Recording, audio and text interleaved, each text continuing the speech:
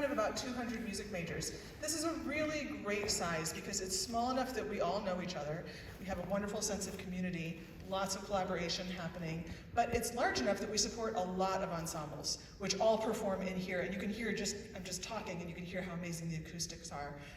All of the ensembles perform in here. This is where all of our recitals are as well. And we're in here twice a week even for a convocation class where we're all performing for each other.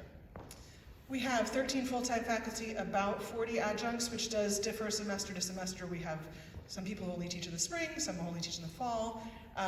We have 5 degree offerings. I'll briefly go through those. And then about 100-ish concerts and recitals, about 38 ensembles. Sort of depends semester to semester because there's a lot of smaller ensembles as well as larger ones. All right, so our degrees really can be divided into 3 categories: Bachelor of Arts, which is considered a liberal arts degree. That's a degree that has about 1/3 music, 1/3 gen ed, 1/3 electives.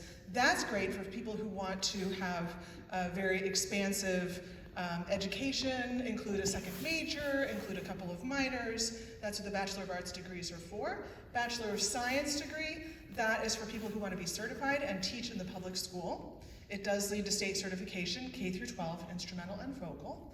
And then the Bachelor of Music degrees, we have 2 options, a performance option and an audio and music production option. So I'm going to give you a little more information about each. This is so that when you come in, you can ask additional questions about some of these degrees. Some of you know for sure, I want to be, a high school choir teacher, and so you know you want that music ed degree. Other people might not be sure, and don't worry, because if you're not sure now, if you're not sure next year, if you're not sure the year after, there is room to kind of change between the majors. The first 2 years in most of these degrees is very similar. The same core music classes are taken in the freshman and sophomore years.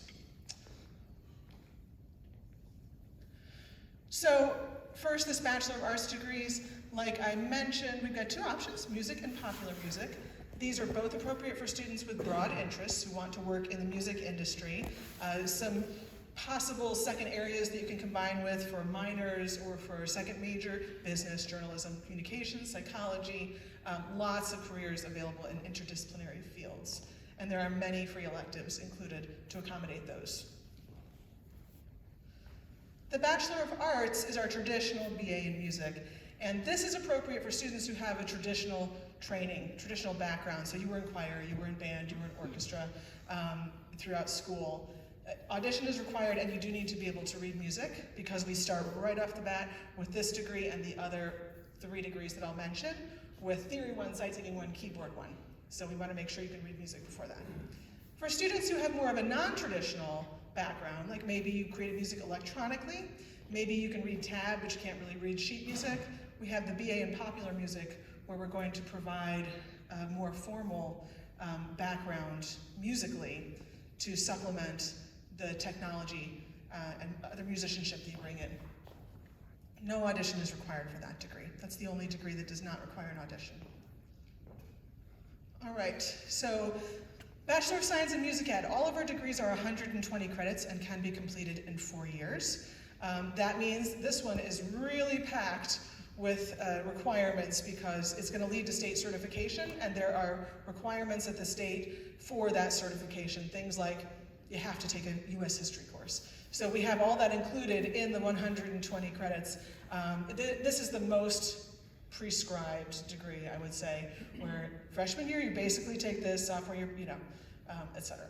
Does lead to Connecticut state certification, K through 12, instrumental and vocal, and we have close to 100% job placement with this. There's a lot of need for music teachers right now in the area. So if you are interested in music ed, we would like, after your audition, for you to meet with Dr. Dwyron for a one-on-one conversation. This is just to get to know you so that you can get to know us, just opportunity to ask questions, talk about teaching, that sort of thing. All right, so the Bachelor of Music has 80 credits of music, so 2/3 music, 1/3 gen ed, okay? These are professional music degrees for students who want the focus of their careers to be performance, more music-based and less interdisciplinary. Okay? So music performance, production, and an audition is required, of course, including the ability to read music. So our audio and production option, this is where we take musicians and teach them the technology. And we have had a lot of inquiries into this degree of students who create music electronically and wanted to be audio majors. That's actually why we created the BA in Popular Music degree, because this degree is a music degree. You have to have that musical training in order to be successful in the program. So we have 2 years of lessons on your primary instrument that you're going to audition on today, and then 2 years of lessons in the studio. Recording, mixing, mastering, composing, arranging, performance. It's a really well-rounded degree, and Dr. O'Grady actually wrote that degree, so he can answer all questions about that. He's going to be available in our recording studio later on in the morning. If you are interested in going in and learning more about the degree, seeing the recording studio, it's an amazing space, and finding out more information, okay? We do include internship and entrepreneurship courses in that degree. And the BM performance, this is appropriate for students who wish to perform for a significant portion of their careers. It can lead to freelance work, it can lead to grad school, all of the above. We're preparing 21st century musicians.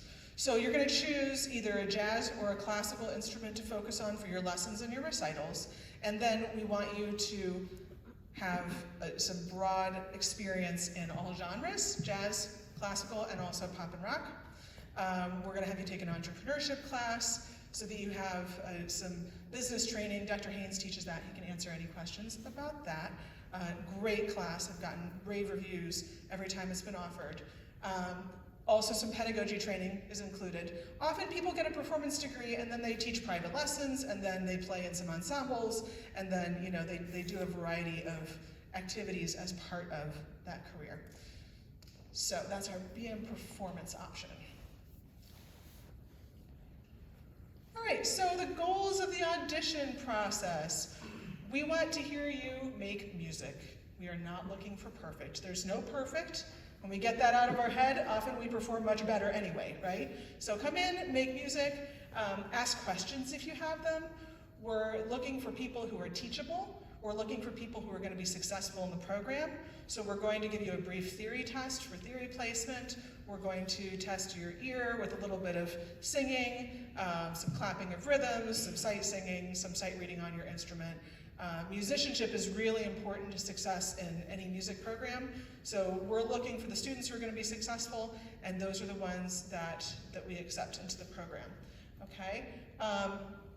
We're here to answer questions as well. And we also have some student leaders who are here to answer questions.